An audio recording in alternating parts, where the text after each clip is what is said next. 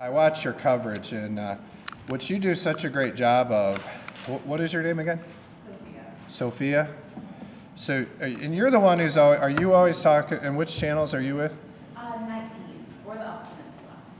Yeah. No, you do a really good job. So, no, you do a really good job with your stuff. So, thanks for doing it. And you're the one who gave the shout out to Greg Markkinen, right? Yeah, and he did, he's doing a great job for our.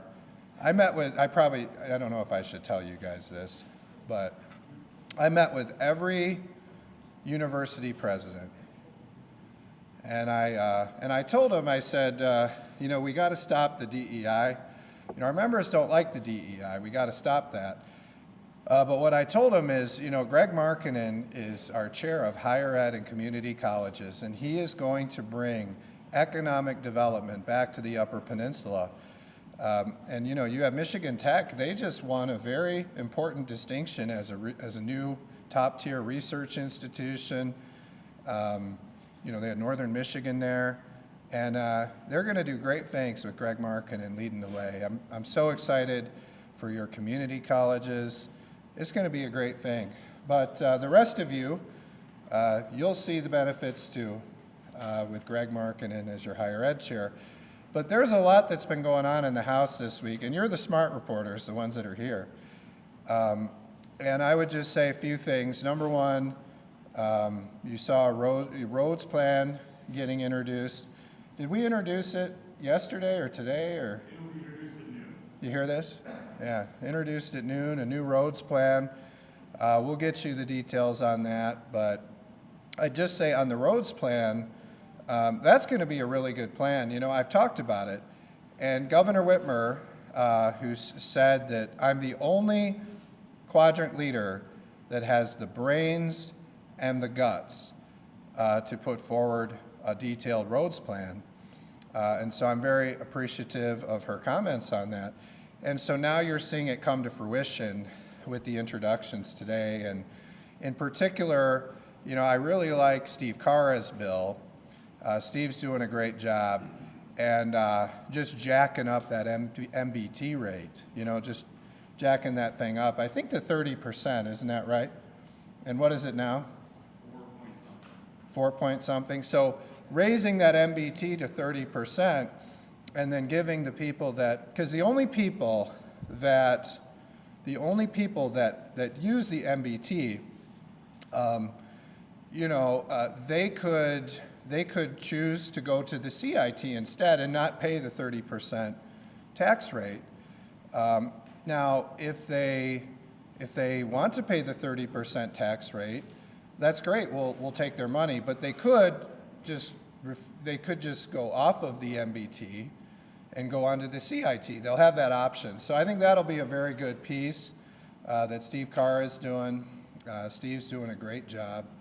Now, we're hoping that the big corporations and the Michigan Manufacturers Association will appear before Steve Carra's committee, his oversight committee on corporate subsidies and state investments. And, these groups and their associations come to us and ask us for all of this corporate welfare. Organizations like the Michigan Manufacturers Association, they come and they lobby us to create more corporate subsidies. So when Steve Carra is having committee hearings, asking them to talk about the results and the benefits of these programs, I hope they'll come in willingly without subpoena. I just hope they'll come in and talk if these programs are working so well. So we'll see what happens there. I know Steve Carra is going to be having some hearings soon. And you all saw him. He looks great on the heat poster, doesn't he? Doesn't he? And I'll tell you what, we've had so many requests for the heat posters. It's the largest transparency grassroots movement in the history of Lansing. And I give some of the reporters credit. Some of you are starting to say HEAT, Hall Ethics, Accountability, and Transparency Plan. So I give you credit for that. A couple weeks ago, I had to report that you wouldn't say it, probably because it had my name in it, but I'm seeing that you guys are doing it. And I want to give Gongwer credit and Elena That's probably the most honest story that I've seen since I've been here as a legislator. When Elena was profiling me, something that almost nobody else in the press has done, profiling me. Now, they wrote these great stories about Joe Tate when he was Speaker, just glowing, glowing stories that were supposed to be, what would they call them, profiles, but they were glowing stories. But Elena wrote a very nice story right down the middle about me being the Gongwer Newsmaker of the Year. And it was a great story. It was probably the best story that's ever been written. And it goes, since I've been here, and it goes all the way back to the beginning of 2024, something you guys forget about, starting with the shared power conversations, all the way through to the walkout, and the great, great victory for our small businesses and employers in Michigan when we got done the earned sick time and the tip credit, and we saved the restaurant industry. We ensured that every Michigan worker is going to get paid time off, but they also have jobs. So great job, Elena. That was one of the best stories that's ever been written in Gongwer, so good job. But anyway, I wanted to make sure you see today the roads plan has been introduced. And what's great about the roads plan is Governor Whitmer agrees with half of it. She agrees with eliminating the sales tax on gas and replacing it with a revenue-neutral gas tax. So it's a swap, revenue-neutral, to ensure that all of the money collected at the pump goes to roads. That'll collect us about $1 billion. And then she agrees with us that we need to cut $500 million. So that's really positive. That's $1.5 billion of a $3 billion solution. We've shown how by dedicating all of the corporate income tax, the first $2.2 billion, you can fix roads without raising taxes by setting better priorities in government and ensuring that the money that we collect in government goes to the priorities instead of what they're doing now, which is they fund all this unpopular stuff and then they try to raise taxes to fix roads, which is really the first thing we should be funding, and then the tax increases can be talked about for the less popular things. So you're going to see that introduced today. We're still having, we're going to have conversations with the governor about the other $1.5 billion and ensure that, I want her to see how we can do that without raising taxes. Now, the other piece, which I think you're going to see with Pat Outman, who's our transportation chair, and I have so much confidence in Pat. He was our ranking member, the ranking Republican in the minority. Now he's ascended to chair of that committee. He's doing great. But when we give him the $3 billion, we're going to need some reforms too, right? Because you read these things like this Citizens Research Council report, and they're saying it's not just a money problem, it's also a problem of, how the regulations work on it as well. So we're going to have Pat Outman and his committee do a real deep dive into the regulatory side of this and all the other factors, because you give them the money, but you need some reforms there too. The next thing I wanted to talk about, which is really positive, we saw Governor Whitmer embracing regulatory reform in her State of the State, and we saw her embracing licensure reform and getting rid of these duplicative licenses. These are things that, I've talked about and the House Republicans have talked about ever since I was here the first year. We've been talking about regulatory reform, we've been talking about permitting reform, we've been talking about licensure reform. Now, in the past, like this last Democrat budget, the Democrats raised a lot of fees. And now they're saying, oh, maybe we need to cut fees or refund fees. So that's interesting. And a lot of our efforts at regulatory reform and licensure reform and permitting reform have been stonewalled by Governor Whitmer and her administration and legislative Democrats. So now that this very new window has opened up where Governor Whitmer is open to regulatory reform, permitting reform, and licensure reform. You know, I don't know how long this window will last before she goes back to her views the first 6 years. So we want to jump right into this opportunity. And so what I wanted to tell the press, we are tasking the House Rules Committee, led by Chairman, who's here, over here. Oh, Alicia's here, great. Man, you've been in a lot of press conferences today. You're in all of them. They love Alicia. Anyway, Bill G. Schuette, who's our chairman of the Rules Committee, I've tasked him and the Rules Committee with working right away on reviewing this report that came out from Lara that has a lot of licensing reform ideas and legislative ideas, holding hearings, and maybe the Michigan manufacturers will show up to this one, we'll see.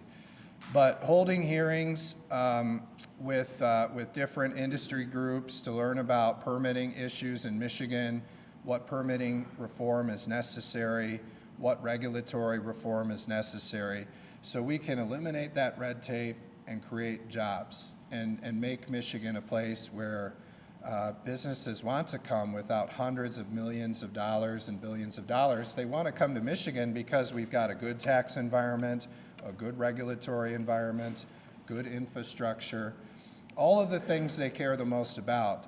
They pick Michigan. And we can make that happen during this very limited, narrow window where Governor Whitmer now supports regulatory reform. So I do want to turn it over to Bill G. Schuette to talk about his new assignment and the important work the Rules Committee will be doing, looking at Governor Whitmer's administration's recommendations, holding hearings, and coming with solutions that we can move through the House on regulatory reform, permitting reform, and licensure reform. Appreciate it.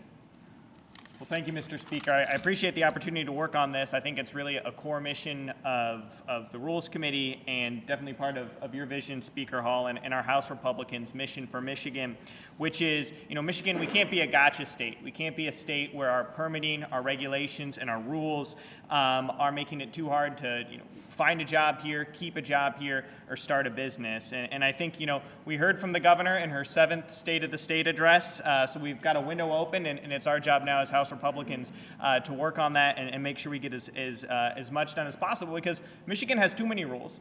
We have too many permitting requirements, and we have too many regulations that just don't make sense, and they make it harder to find a job, get a job that you could practice in a different state. You come to Michigan and your license doesn't hold up, and that's harmful to holding making our economy strong, holding a job in our state. So, you know, the Rules Committee, what we're going to be doing is we're going to be looking at the massive amounts of red tape that we already have on the books.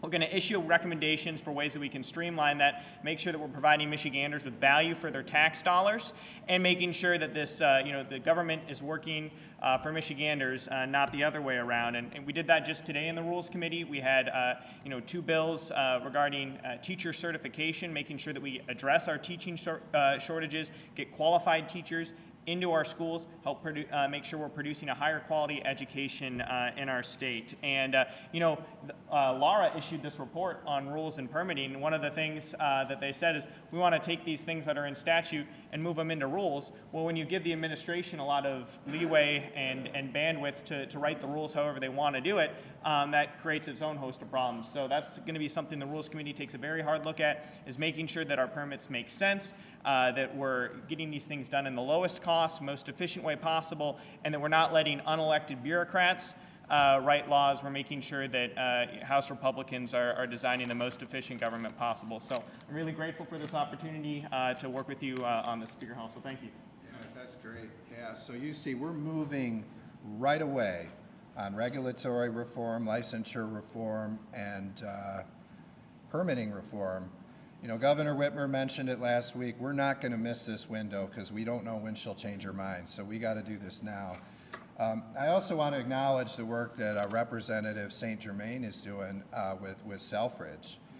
And you heard Governor Whitmer talk about Selfridge in her State of the State. And, you know, this is really an area and I believe Selfridge is entirely within Alicia St. Germain's district, and she's been the loudest voice in the legislature, as all of you know, on behalf of Selfridge. And you saw, this was an example where if we bring, the next fighter mission to Selfridge, that's really an issue that unites us and brings us all together. And so, Rep. St. Germain and I talked about it, and we're offering our full support to Governor Whitmer on that, and working, we're willing to work with her, with Alicia St. Germain and John James and others that are advocating for this new mission at the Selfridge Air Force Base. So there were some really positive things, I think, that we're working together to unify and lead the state forward. And, as long as we're focusing on issues like that, it really brings people together. So thanks for your leadership and work on that, Rep. St. Germain. She's doing a great job.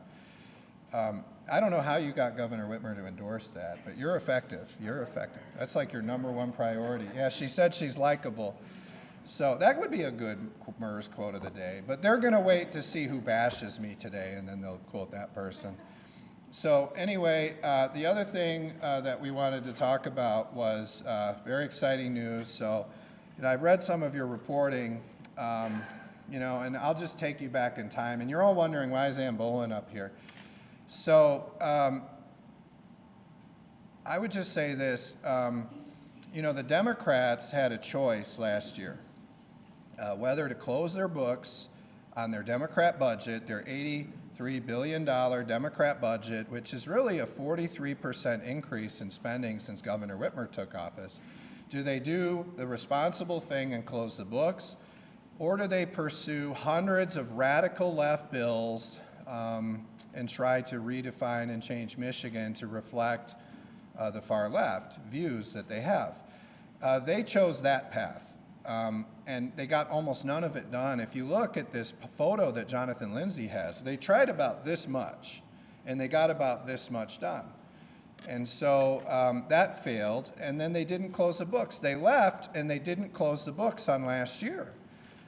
And now they're coming to me, and they're saying, Sarah Anthony, they're saying, you need to close the books. Why won't you close the books? Speaker Hall, close the books. I said, why would I close your books? You are the ones that didn't close the books on your budget, and and really it's a very bad budget.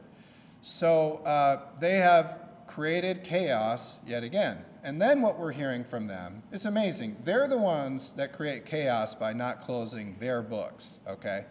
Now they're coming to us and saying, the Republicans are trying to shut down the government. And we see Mallory McMorrow saying this. And there's nobody who wants a government shutdown more than Mallory McMorrow, just to prove herself right. And you hear Democrats, they're Senate Democrats, and they're the only ones talking about a government shutdown. And they've been talking about it since October, before we even won the election, blaming us. And I'm just responding to Senate Democrats that are talking about a government shutdown. And what you hear them saying is if we attempt to seek value for our tax dollars in the budget, if we start looking at this great expansion in government, we'll close all the schools, and we'll close the prisons, and local governments won't have money, and police won't have money. So what I'm saying is, let's just stop the games. Let's, Democrats, stop using schools and prisons and veterans' homes and local governments and police as pawns in your political game to threaten a government shutdown in order to fund your very unpopular radical left programs. And so what we came up with, and I'm going to have Ann Bollin talk a little more about it, you're going to see this move through the House today. We are willing to help you with your problem, Democrats, that you didn't close the books last year. And Governor Whitmer is going to have a harder time borrowing money. And there could be some very small, downgrades in the reputation of Whitmer's administration if they don't close the books. And I understand that. So we will give you your book closing, okay? But what you need to do is you need to support our effort to keep vital functions of government open in the next fiscal year. And so we can link these things together. We can take their book closing, their problem, and we can link that to, look, let's pass what we're calling a government shutdown prevention plan, okay? We can pass a government shutdown prevention plan right now, and you're going to see it move through the House today, where we can ensure and guarantee now in March that we keep our schools open, that we keep our veterans' homes open, that we're keeping our state police open, that we're paying off our debts, that we're funding our local governments. All of the things that the Democrats are already using as pawns in their government shutdown game, we can fund those things now. We can ensure that they're funded through the next fiscal year, and then let's get to work going line by line through the budget, getting value for your tax dollars, looking at return on investment in all these other programs. We can do that thing, and we can do that all the way up to September 30th, and we can work through that process. But let's take this ridiculous argument about a government shutdown off the table. They're just scaring people with their dangerous rhetoric, the Democrats, and most of them are in the Senate. So I'll let Ann Bollin talk a little more about that today. Thank you, Mr. Speaker. Hello, everybody. As the speaker mentioned, there's been a lot of chaos we've been experiencing the last couple of months, and anybody that knows me I'm a process person. I like to take things in sequence, and I would have loved to have taken this job as my appointment as Appropriations Chair to go in sequence. My job is to present a budget for the next fiscal year starting in October 2025. But a few short days after I was appointed as the Appropriations Chair, on my desk, I had 3 supplemental requests. One was a close of books for last year, and 2 were to basically amend the budget for this year. And my focus really has to be on moving ahead with the October 1st budget. We've laid out our plan, our approach. It's going to be a very deliberative process. But I do see it fundamentally, we do need to make this effort to close the books. The Speaker and I have had some disagreement on that, but this is an important step in the process to close out the books. Yes, it's happened before, after December in the past, but the reality is we sat through a lame duck session, which many of us have never experienced before, pure chaos. We had a flip in power in the State House, the only house in the United States that flipped. And so the Democrats saw this was coming, and I believe that this was something that they really should have taken care of. And I'm going to give you an example of it. When it came to my desk, I said, we're going to make sure it's strictly the close of books. What is technically required to be in the close of books? The Budget Office presented us $369 million worth of projects, funds that needed to close the books. The Senate passed close of books supplemental, and they had pared that down and said, no, we don't think that's really what needs necessary to be in the close of books, and they pared that down to roughly $168 billion. Well, I looked at it in the House from our perspective, and we really believe that there's much less that is needed for the technical book closing, and we think that's roughly around $49 million. So you can see there's somewhat of a disparity in our approach and how we interpret things, and that's why it's so critical that we start with this opening point to make sure we take the conversation of a shutdown that the Republicans are not having. It's the Democrats keep saying this. I heard it on a podcast last week, and again, the budget process. What's going to happen with it? Are the Republicans working towards a shutdown? We are not working towards a shutdown. This is not our budget. It is a government shutdown prevention plan to open up and start the conversation in earnest to show that we are serious about having an open and transparent process through the budget process. Our subcommittees have been chaired. We know that the priorities are to find that $3.1 billion for roads, reverse the Democratic income tax hike, and we are committed to do that. And we need to know that without the threat in this chaos of people understanding. And so that's why we've also seen the chaos of what happens with the government shutdown in the past. And so these items that we have identified are the key items that the state would go into further havoc or chaos if they were not funded and ready to go on Wednesday, October 1st, 2025. Now, I'm not convinced that we're working towards a shutdown. I'm absolutely convinced we're going to be able to have a common sense, fiscally responsible and sustainable budget that's going to provide value for the taxpayers and certainly maintain the public health, welfare and safety. And so what are those things? Corrections, we have to keep our prisoners open, we have to keep courts open, we need to make sure that the veterans' homes are open, the National Guard is able to stage and train, our veterans' homes are open, making sure the state police can function, and also we need to make sure that our local governments can function as well. They put cops and firemen on the street, they're for our public safety, and so the revenue sharing is a key element of that as well. Making sure we meet our obligations, any debt payments. We can't go out and preach to others, that debt is not a real thing or we don't have to meet our obligations. We absolutely have to meet our debt obligations, number one. Secondly, we want our kids to be able to be educated. It's a very, very big concern, parents throughout our state, and we need to have that assurance. And so it does include a foundation allowance, making sure special ed is covered, school safety officers, and also mental health with that, and the MIPSR's retirement. It's critical to have that.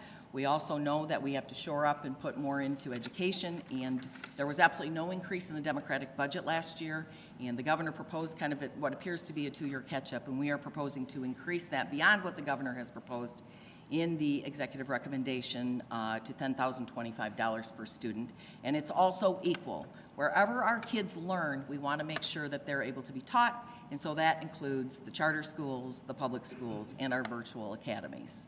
I do want to emphasize we are going to continue to go through our budget process. Our subcommittees have been chaired, but this is an opportunity to start the conversation, close the conversation on 2024, and start working toward a collaborative, common sense budget for the state of Michigan come October 1, 2025.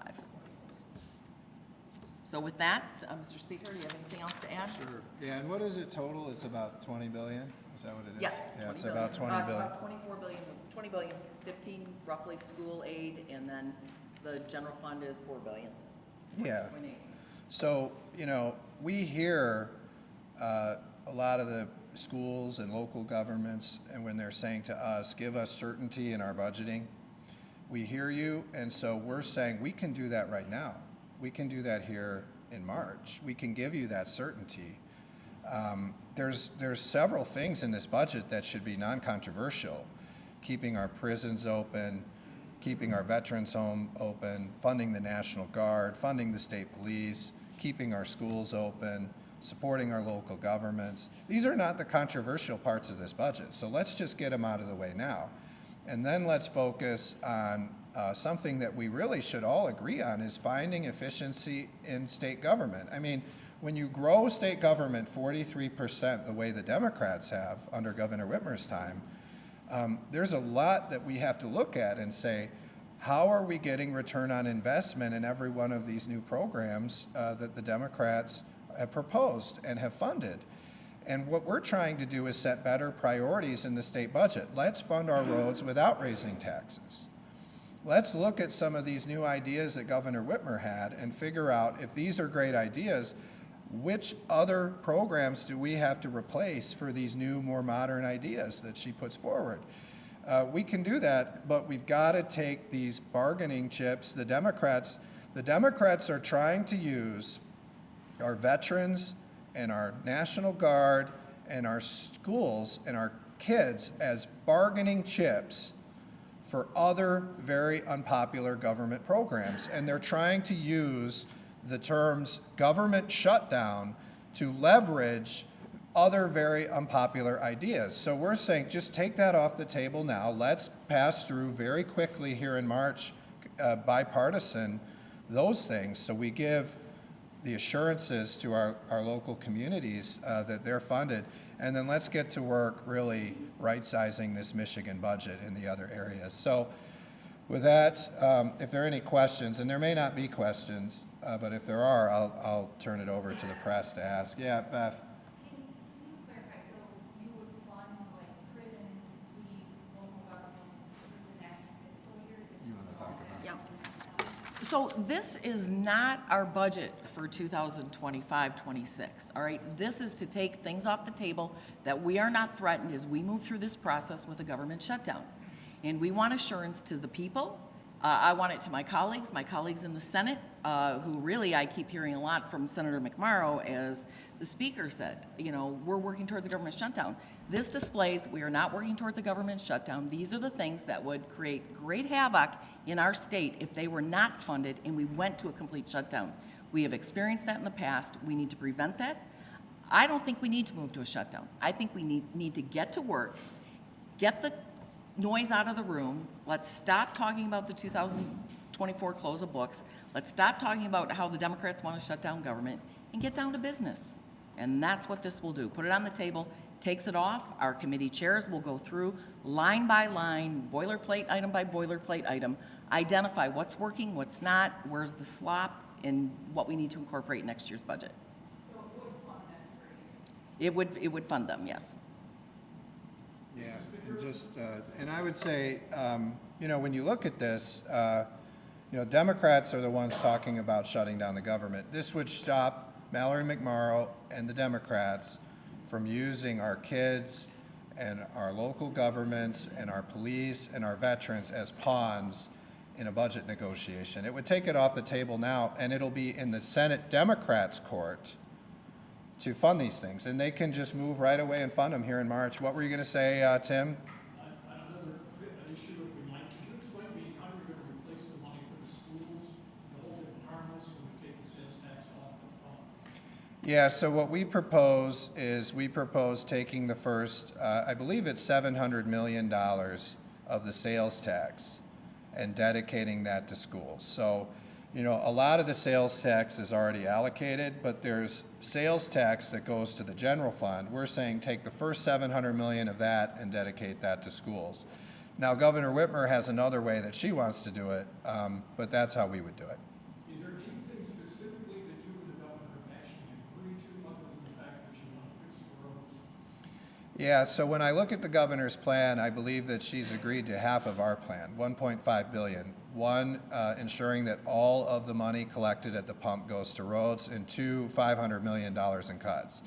We just have to figure out the other half, and then the regulatory changes, that may be needed to ensure that we're getting the most value out of our dollars in the roads. Yes. So many questions, but regarding the road. That's why I told you you should come. The press that doesn't come, they thought this was just going to be the same old press conference I give every week, and I said, no, we're going to throw some curveballs. So regarding the roads plan, also introduced the bill to reduce the individual income tax. Is that possible to reduce the individual income tax and get the $3 billion for the roads while still holding the school aid fund harmless? Yes, yeah. I'll talk about my views, and Ann is a technical expert on the budget, and that's why I picked her. I mean, she knows the ins and outs of this thing very well, and that's really why we're going to win the budget negotiations, because Ann knows more about the budget than anybody.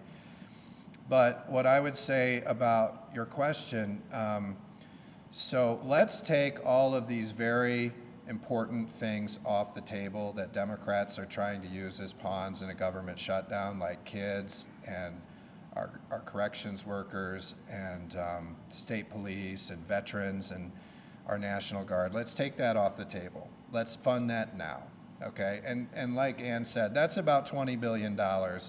So that is our government shutdown prevention plan. Let's take those non-controversial things that everyone agrees on, and let's give them assurance now they're going to have the funding in the next fiscal year. We can do that here in March. We don't have to wait until September 30th for that. We could do it now.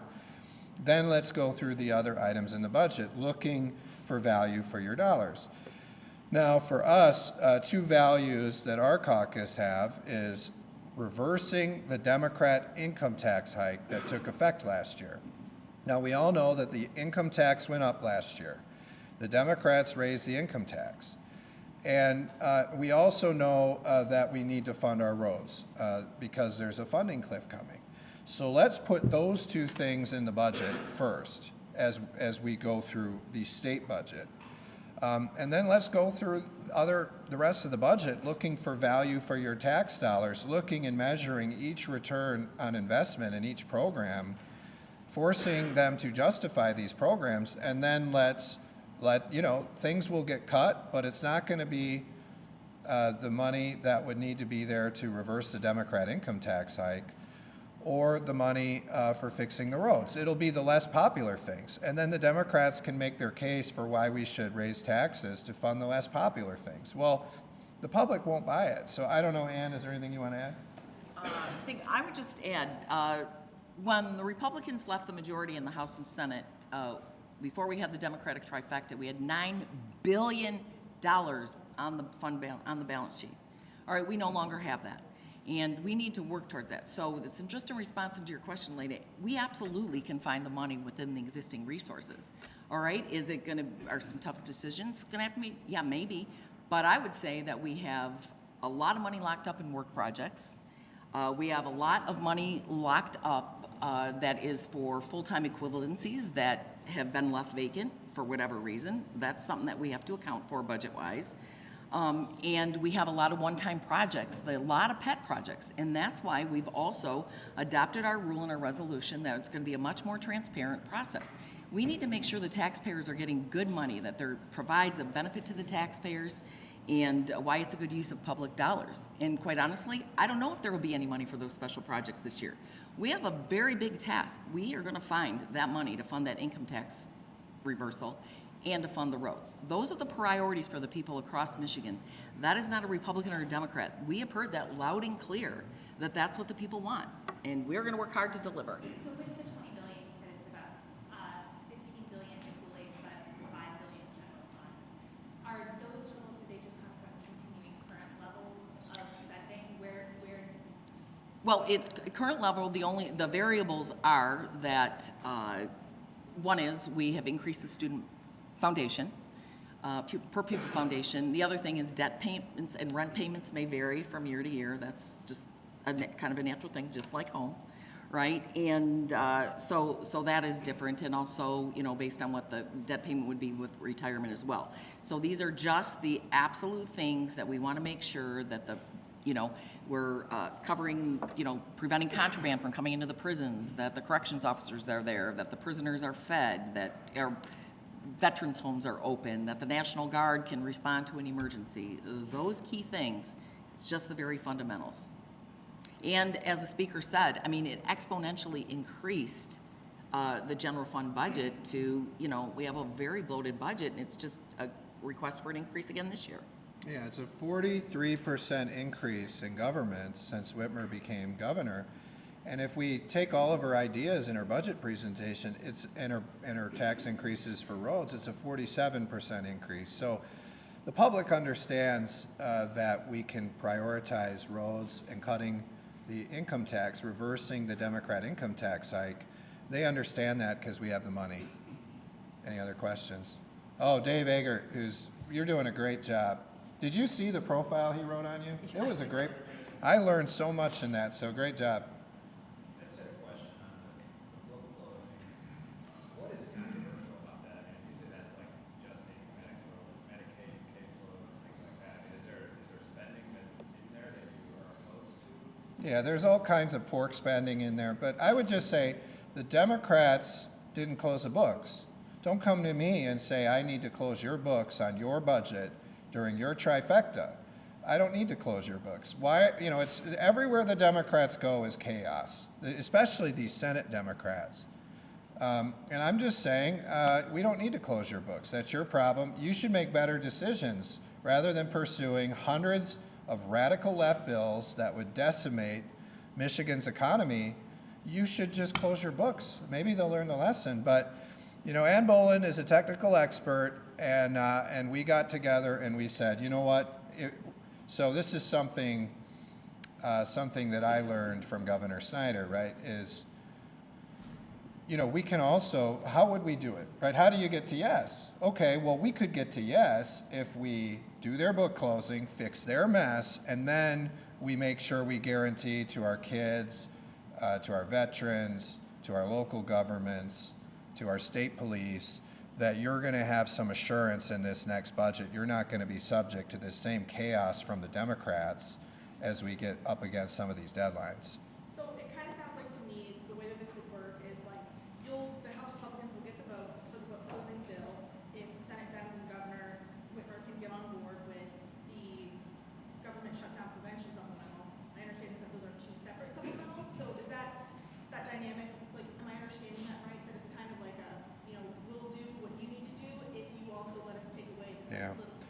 Well, and let me point out, by the way, too, isn't it great, and now, correct me, what, did the Senate do anything today? I don't even know. Nobody talks about the Senate. What?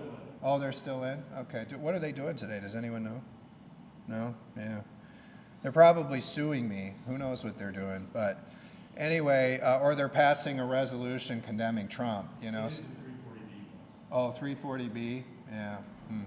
Well, so, yeah, well, I think they should be focused on some of the more urgent matters before us. But you look at this, we're going through this and we're saying, the Senate, these guys, they still haven't sent us a supplemental, right? They haven't sent it. So the Senate Democrats, we need to close the books. We need to close the books. And they haven't even sent us a book closing. All they do is complain. We need to close the books. They probably don't even have the votes to send a book closing. But, because they keep shoving more and more pork into it. I looked at this thing, it's huge. It's like a balloon. And so we're just saying, but isn't that ironic? They won't send us a book closing, and then they complain and blame us for why the books won't close. They're going to get a book closing today. They're going to get a government shutdown prevention plan today. And the Senate has a choice to make. Are they going to fund our government, ensure that our schools stay open, that our prisons stay open, that our veterans' homes stay open, that our National Guard is funded, that our local governments and local police are funded? They're going to have that opportunity, and next week they could take care of it and send it right to the governor. They're going to have that choice and that opportunity. I'm looking forward to, maybe they'll get some sense and they'll do it. They'll act and they'll do what their constituents want. Yeah. You brought up lawsuit. Oh, yeah, yeah. Have you made a decision on appealing Yeah. the Court of Claims or Yeah. applying or some other path? Right. Well, I told you it was a very political lawsuit. We all saw that. And I also told you that, they wanted to serve me in front of the cameras for political reasons, even though they knew that I was, exempt from this service. And that was, I don't know why. Why are the Senate Democrats so obsessed with scoring political points against me? I mean, do you notice everything they do, they mention me? It's not House Republicans or the House. It's always Matt Hall, and they put my picture on things and they direct their radical left, rabid left-wing base at me personally. Do you notice that? They're always attacking me. I mean, you go to their Democrat convention, they attack me. Do you know most people don't even know who I am? So why are they talking about me so much? But I'll just say, and they'll probably make that MERS quote of the day because it's kind of a dig at me. So they might actually make it. When I make fun of myself, they'll make it MERS quote of the day too, or if someone else bashes me. So I would just say, though, they're always attacking me. They're always trying to make it personal. They tried this very political service. They wanted to do it in front of the cameras. We saw how that went for them in the court. You look at also. This decision, I think it was a very clear loss for the Senate Democrats, and it was very embarrassing when you go out publicly like that and take such a loss the way that Senator Brinks and the Senate Democrats did. It's very embarrassing. I think the people think that the Democrats in the Senate should be focused on more important things like keeping our schools open rather than suing their political opponents, passing resolutions, attacking Donald Trump. Maybe they could keep our schools open, keep our veterans' homes open, and they'll have that opportunity when they get our resolution or when they get our budget shutdown prevention plan bill today. And then, we're looking. I mean, I've mentioned we have a very, very thorough legal review. It's ongoing. And we're looking at this judge's opinion as part of that very, very thorough legal review. But you are facing a deadline, and if you're going to appeal it, you'll probably have to do it pretty soon. Well, like I said, I think Mark Brewer is going to appeal it because he took such a loss. And if you saw those oral arguments, I mean, Mark Brewer, that was, they talk about masterclass.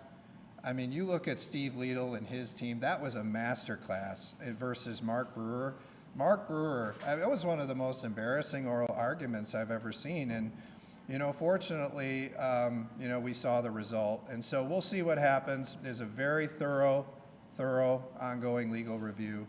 And I trust Andrew Fink to get us the right answer. Any other questions? No? All right. Oh, we have session? All right. Yeah, Beth's always got a question. So have you guys negotiated this at all with the Senate, this book closing supplemental, and just to double check on the amounts, it's like 49 million book closing and 20 billion government shutdown prevention.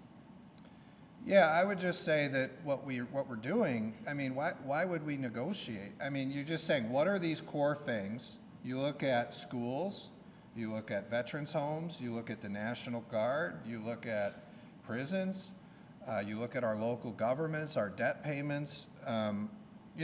It's pretty clear what the courts, what are the core functions of government? What are the things that Senate Democrats are using as pawns in their political shutdown game? Let's take those things off the table. Let's give assurances to our kids and our teachers and our parents and to our veterans and to our local governments and our police that they're going to be funded and they're going to be able to show up to work and without the government using them as pawns. So I think it's pretty clear what those core items of government are, and they're going to have an opportunity to vote for that in the next few days and to give that assurance. And then they're going to get their book closing. But all the pork is not going to be in there. The book closing shouldn't be about stuffing in all these member priorities. It should be about the technical aspects of it that Ann Bollin sees as upside for doing a book closing, something that I'm not sure we need to do, but I'm supporting Ann on. Ann, anything you want to add? No, I just appreciate very much the speaker's support in working in this, and we are going. The Senate did pass out their supplemental. It sits on the floor, and we need to get moving on starting our 2026 budget, and so that's why the urgency from us. Cut out the chaos and let's go. All right, let's get on the floor. See ya. Maybe we'll do this next week. We'll see.